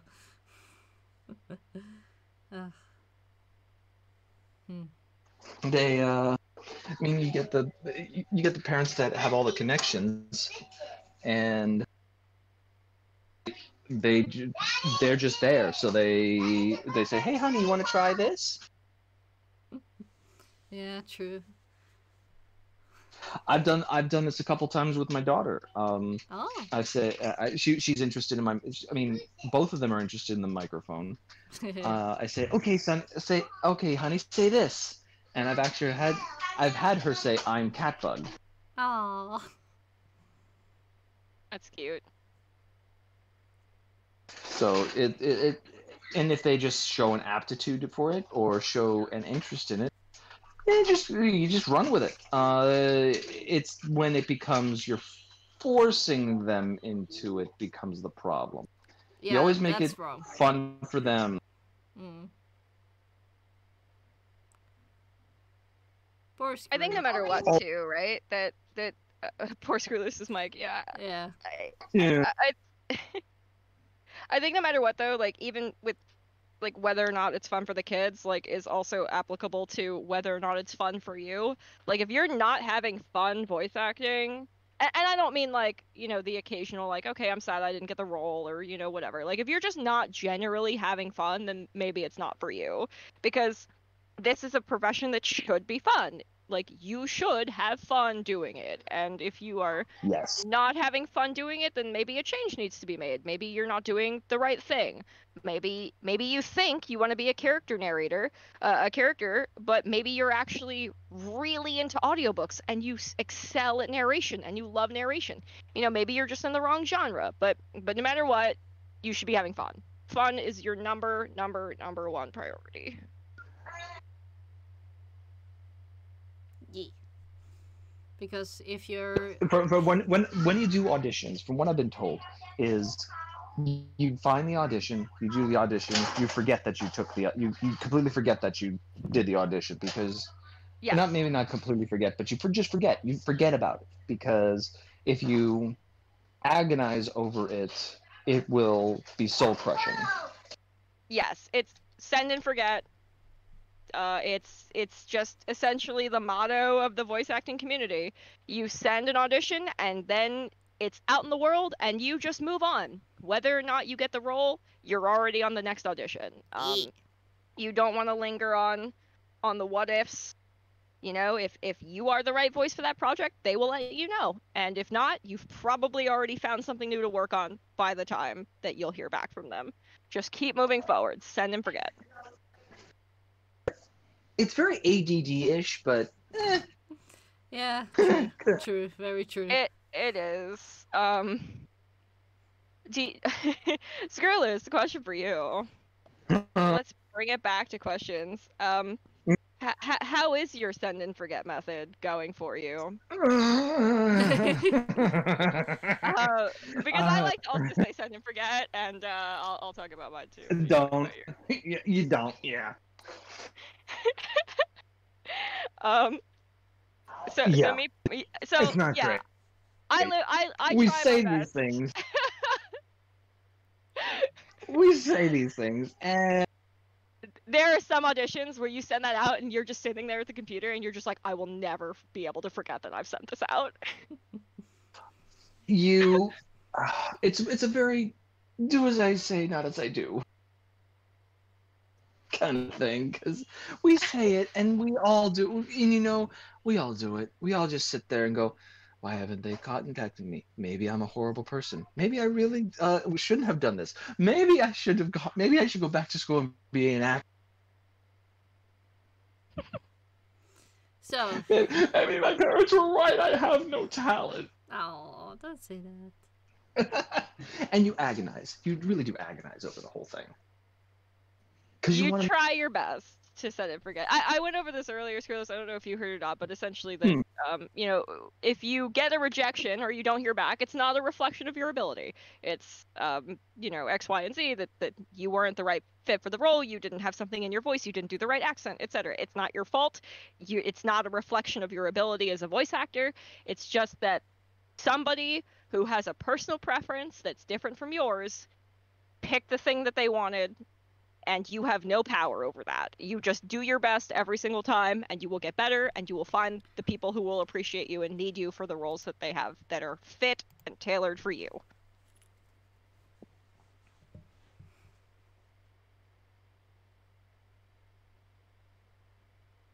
So, what is the role that you wish? Let's say you were at your top of your game, like right at the top. At the time you were at your top of your game.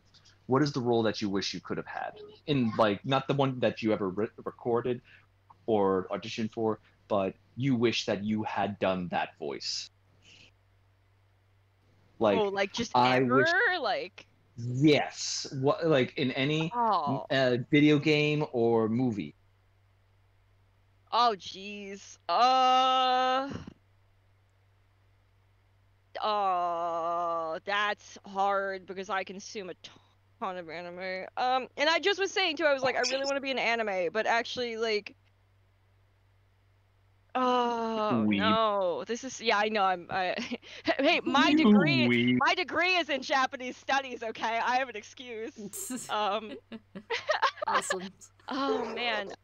Great cover. A great cover. Oh, that's such a hard question because there's just so many. Oh, I don't know. I think let's say I was like super professional voice actor when I was like, I don't know, 10 or whatever. Yeah. The thing that really got me into anime, besides like Foxbox and 4Kids and all that stuff growing up on Saturday morning cartoons, right, is that my mom bought me a VHS copy of Spirited Away. Ooh. And I have loved that movie. I actually wrote part of my senior thesis for my degree on Spirited Away. I know that movie backwards and forwards. I love that movie so much. I would love to be a character in there. Considering that Chihiro is the main character, I suppose it would be that. Do I personally think that I can do a child voice consistently for an entire movie? No, so I would probably end up being like Yubaba or somebody, or yeah, but you wanted to be the villain. I think but Yubaba would have been such a great character. Yubaba is such an iconic character. Yes. So just in the movie, I would love to have been, because that movie really shaped a lot of my exploration into like Japan, into Shintoism, into anime, into voice acting, into art. That, I think that is my that'll be my choice. How about you, Screw Loose? Wreck-It Ralph. Really? Wreck-It Ralph or Stitch. Oh, Stitch. Ooh, Stitch. Yes.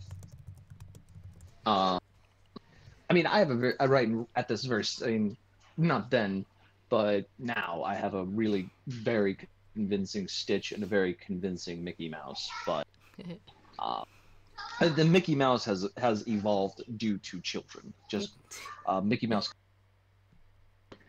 Clubhouse, Mickey and the Roadster Racers, Mickey Mixed Up Adventures, all the Mickey cartoons. So it's I have a very convincing Mickey Mouse, and I wish I could have been there when they needed the new voice of Mickey Mouse. Don't let your dreams just be dreams, Screw Loose. Oh gosh. Don't let your dreams just be dreams. Yeah, if and when they ever need another, that is one of my if you could say, yeah, I was the voice of Mickey Mouse in anything, yeah, that's to me, that's like your position in the voiceover lexicon has been solidified.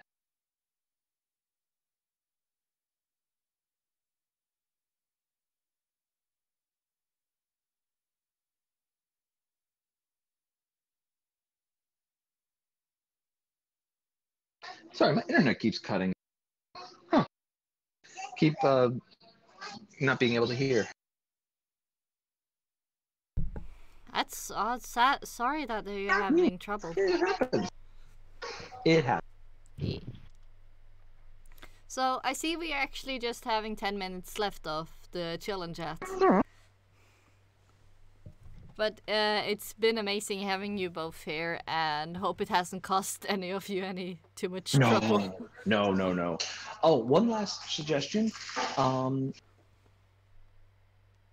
For practice, get in a D&D group.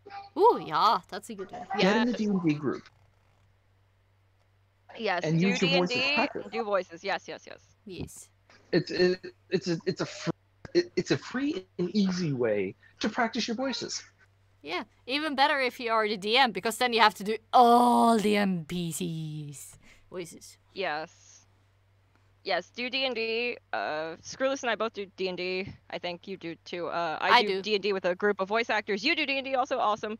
We all do D&D.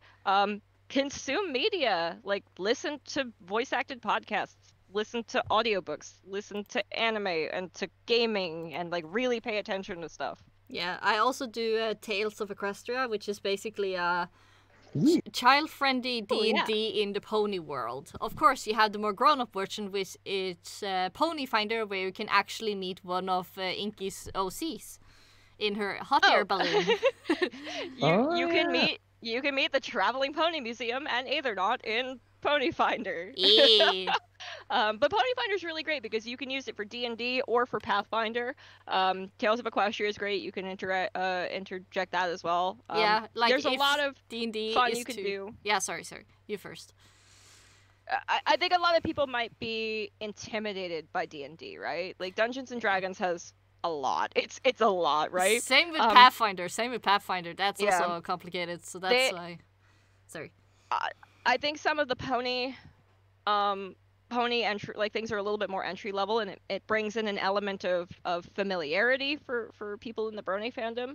Mm-hmm. There's also entry level stuff for D&D, which are like beginner kits, which have like your first campaign and it's all written out and everything's set up for you and you don't have to really know what you're doing. You just play kind of tabletop style.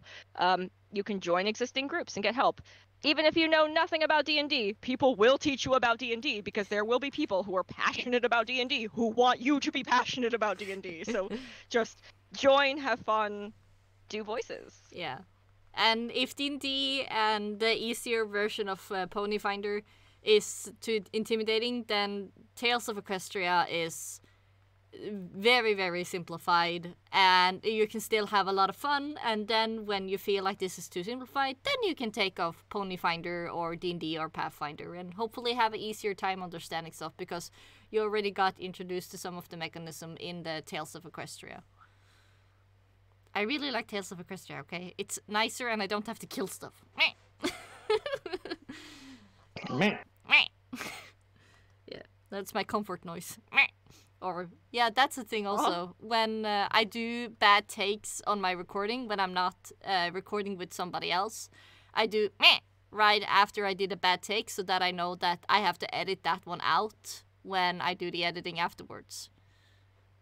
So it's kind of like to give myself a reminder of take that away, or that one I did something wrong, or I said the wrong name, or something like that, without it being an obvious mistake.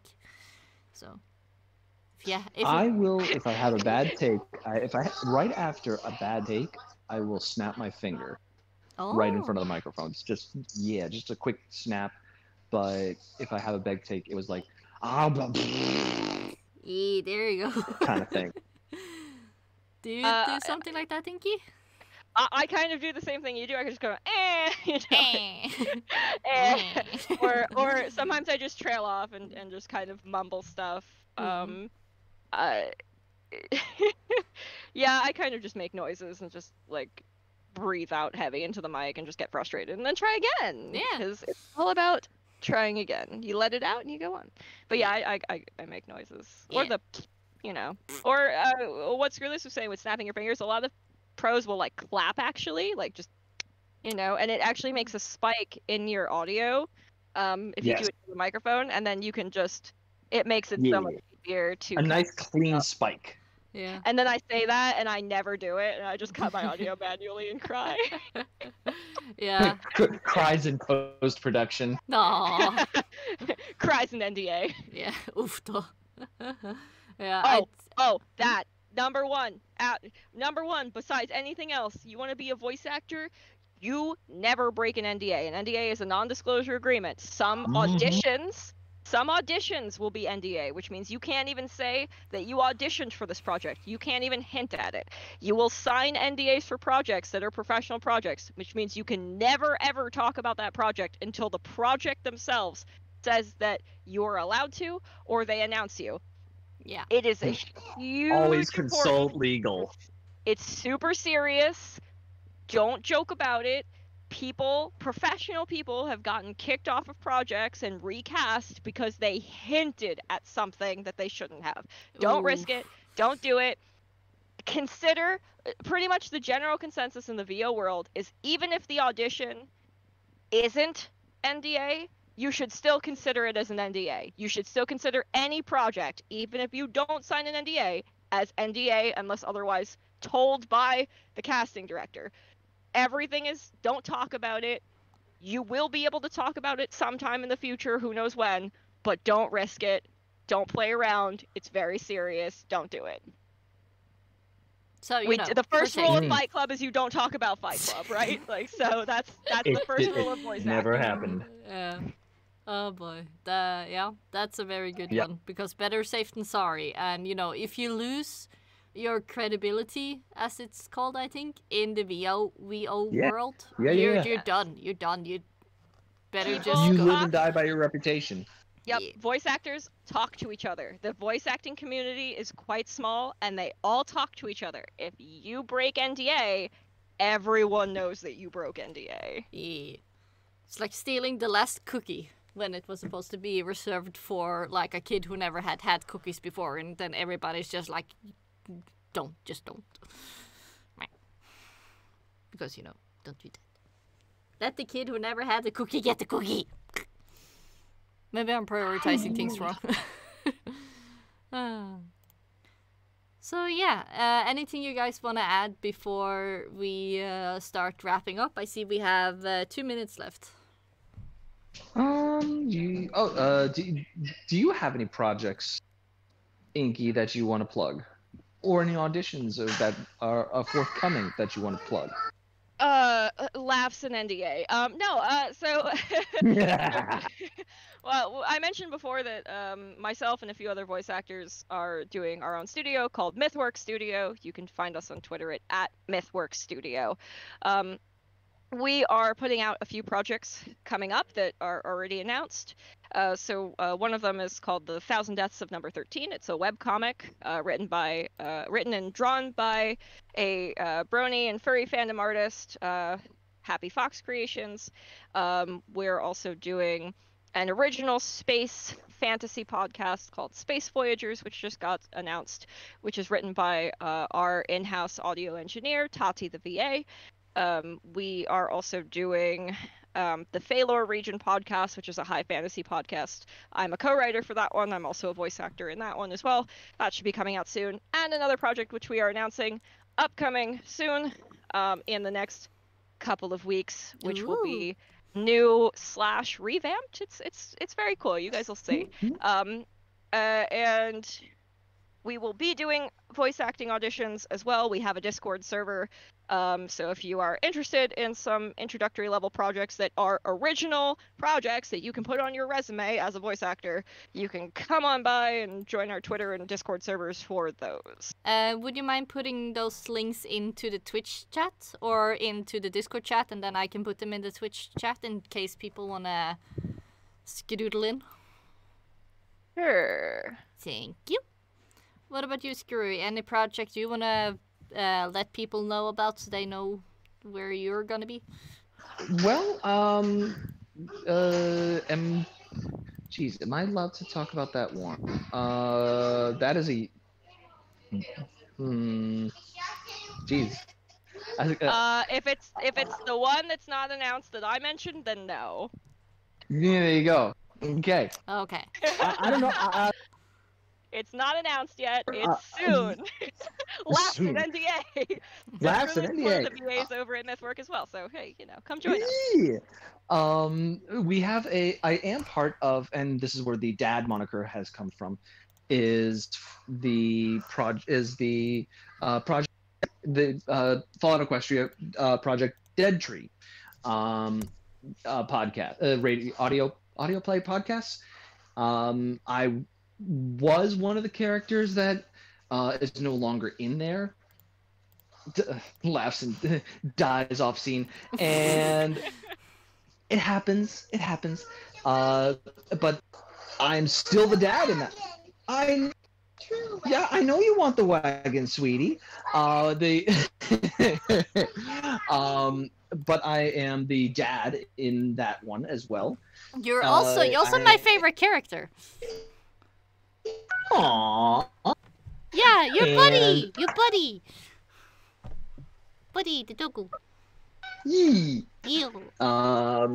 And we have I don't know if I'm about to talk just yet. I will have to wait. There's another project that I am working with, not actually related to MythWorks, but I don't know if we're allowed to talk about it yet. But it will be fun, and by the time this comes up over on YouTube, I think I'll be able to have a link for y'all. Yay!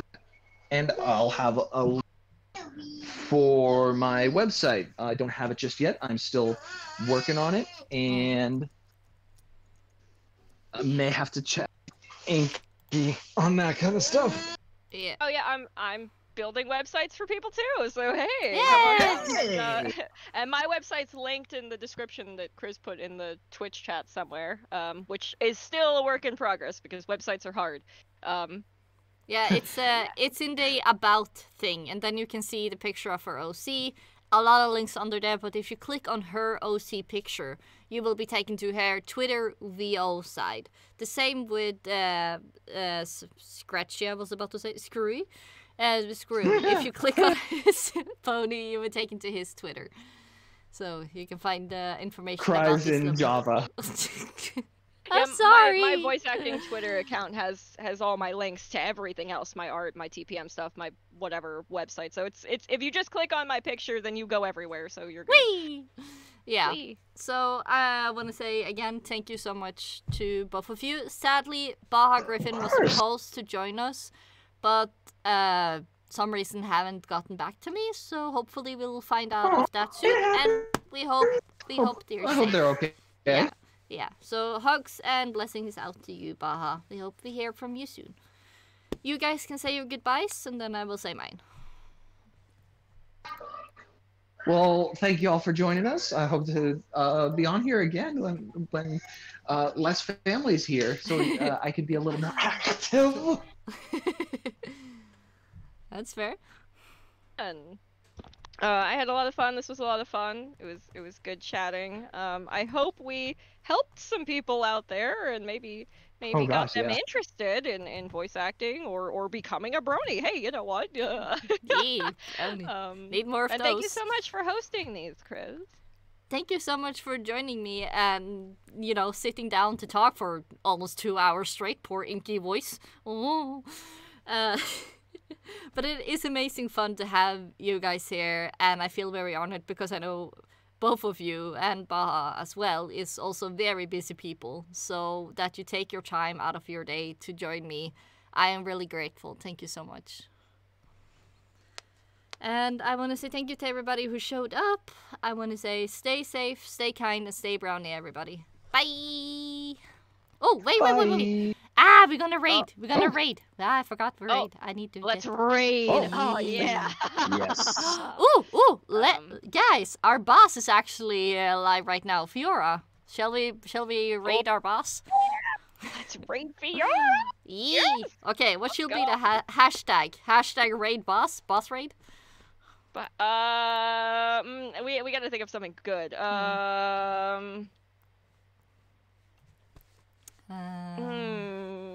Squish. Oh,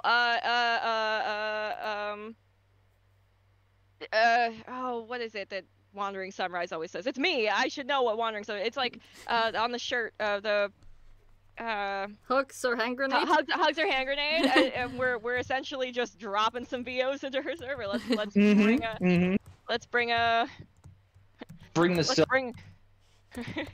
hand grenade. Hooks or hand grenade, right? How do you spell grenade? I don't know. Grenade. Hooks hand grenade. Hugs and hand grenades. Hashtag hugs and hand grenade. Yeah, sure. Okay, let's go. Yeah. Woo! Oh boy, I'm gonna go and hide now. Oh boy. Hooks and grenade. Hand grenade. Hooks. Ah, wasn't that bad? Almost. Oh boy.